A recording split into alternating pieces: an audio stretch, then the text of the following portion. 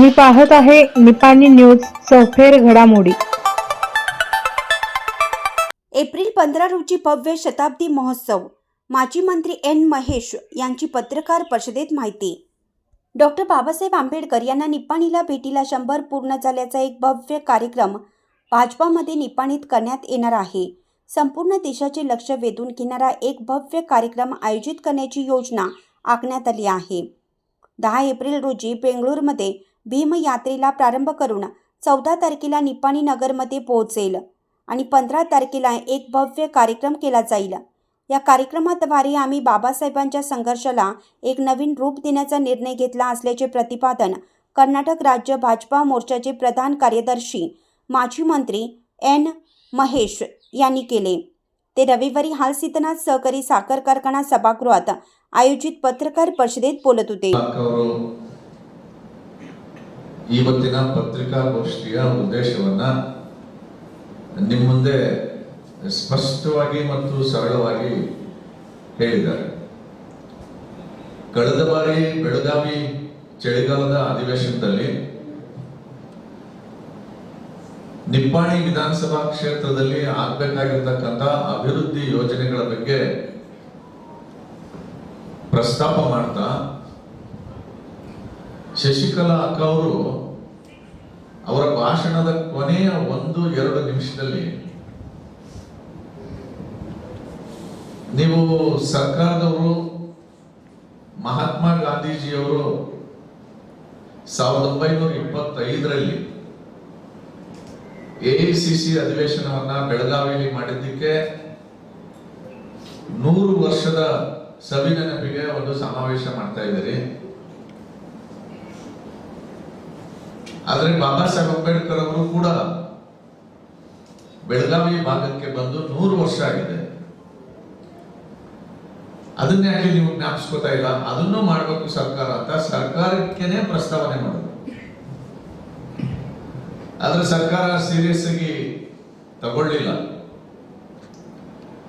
ಕೊನೆಗೆ ಶಶಿಕಲಾ ಅಕ್ಕ ಅವರು ಪ್ರಸ್ತಾಪ ಮಾಡಿದಂತ ಈ ವಿಷಯದ ಬಗ್ಗೆ ಒಂದಷ್ಟು ಸಂಶೋಧನೆ ಮಾಡಬೇಕು ಅಂತ ನಾನು ಇಲ್ಲಿನ ಸ್ಥಳೀಯ ಮುಖಂಡರುಗಳು, ದಲಿತ ಮುಖಂಡರುಗಳು, ಬುದ್ಧಿಜೀವಿಗಳ ಜೊತೆ ಮಾತಾಡಿದಾಗ ಮಾಹಿತಿ ಸಿಕ್ಕಿದ್ದೇನು ಅಂತಂದ್ರೆ ಏಪ್ರಿಲ್ 10 ಮತ್ತು 11 1925ರಲ್ಲಿ ನಿಪ್ಪಾಣಿಯಲ್ಲಿ ಬಾಬಾ ಸಾಹೇಬ್ ಅಂಬೇಡ್ಕರ್ ಅವರು ಬಹಿಷ್ಕೃತ ಹಿತಕಾರಣಿ ಸಭಾದ 2ನೇ ಅಧಿವೇಶನವನ್ನ ನಿಪ್ಪಾಣಿ ನಗರದಲ್ಲಿ ಮಾಡ್ತಾರೆ। ನಿಮಗೆ ಗೊತ್ತಿರಲಿ, ಒಂದು ಸಣ್ಣ ಇತಿಹಾಸ ನೀವು ಹೇಳ್ಬಿಡ್ತೀನಿ। ಬಾಬಾ ಸಾಹೇಬ್ ಅಂಬೇಡ್ಕರ್ ಭಾರತದ ರಾಜಕಾರಣದಲ್ಲಿ ಪ್ರವೇಶ ಮಾಡಿದ್ದು 1918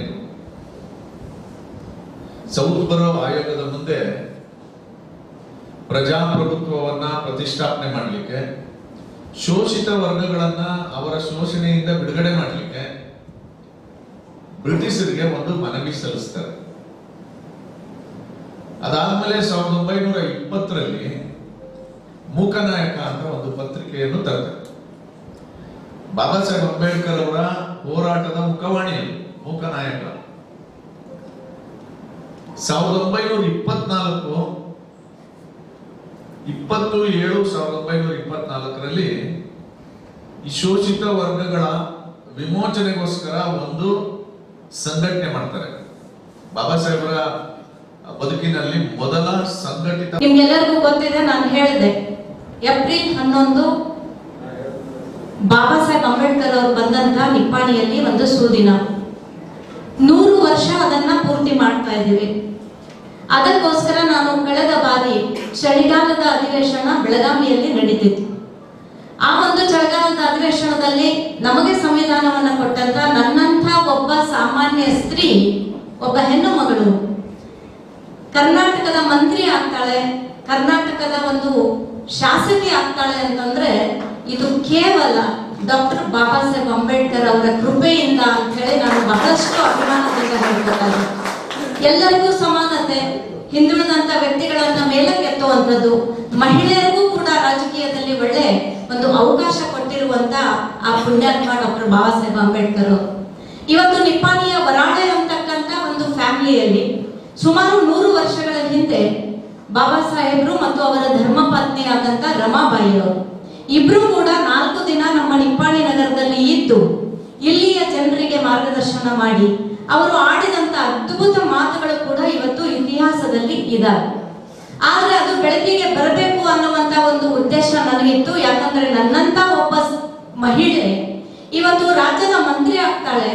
ಅಂಥ ಒಂದು ಕ್ಷೇತ್ರದಲ್ಲಿ ಡಾಕ್ಟರ್ ಬಾಬಾ ಸಾಹೇಬ್ ಅಂಬೇಡ್ಕರ್ ಅವರು ಬಂದು ಹೋದಾಗ ಅವರ ಸವಿ ನೆನಪಿಗಾಗಿ ಇಲ್ಲಿ ಒಂದು ಐತಿಹಾಸಿಕ ಕಾರ್ಯಕ್ರಮ ಆಗ್ಬೇಕು ಅಂತ ಹೇಳಿ ಚಳಿಗಾಲದ ಅಧಿವೇಶನದಲ್ಲಿ ನಾನು ಸನ್ಮಾನ್ಯ ಮುಖ್ಯಮಂತ್ರಿಗಳು ಮತ್ತು ಸರ್ಕಾರದ ಒಂದು ಗಮನವನ್ನ ಸೆಳೆದಿದ್ದೆ.